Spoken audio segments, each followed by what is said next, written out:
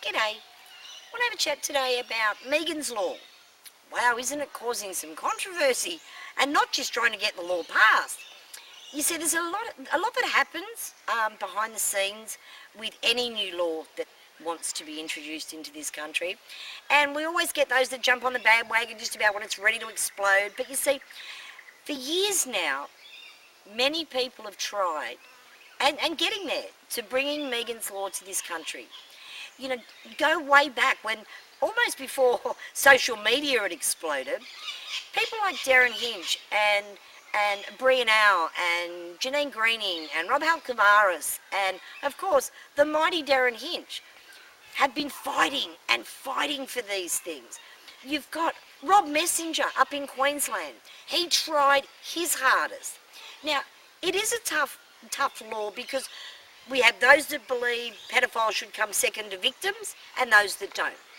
They proved in America that vigilantism's not going to take over the streets. We in this country have a voice. We call him Darren Hinch, but even Hinchy will tell you it's all the little voices that help make the difference. It's the you that stops and signs the petition. It's the you that stops and writes to your politicians.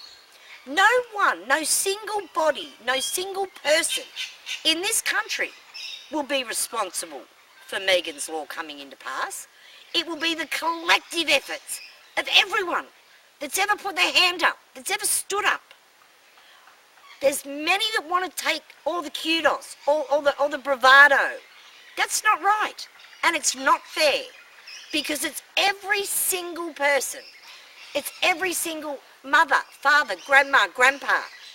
There's people around the world that love us here in Australia, love what we do, love how we think. They're signing petitions.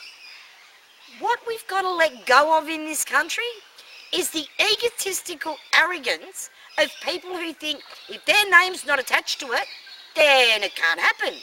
That's just a whole lot of codswallop. It's about Aussies doing what we do best. It's about standing up and demanding that our kids, our women and children and men and little boys, they all deserve a better life than they're getting. And they deserve to know that everyone, not just a handful of people sitting in their ivory towers going, well, we'll put our name to this and it will be so.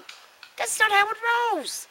It works because like-minded souls, men and women, get off their tushes and do more than sit there going, well, look at me, I'm Sandra D.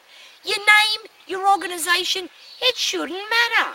It has got nothing to do with anything other than people's need for fame.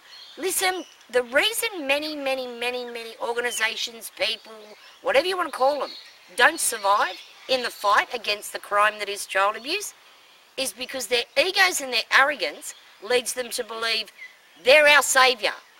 Well, you know what, I've been hanging around 30 years waiting for a saviour and he hasn't kind of turned up yet.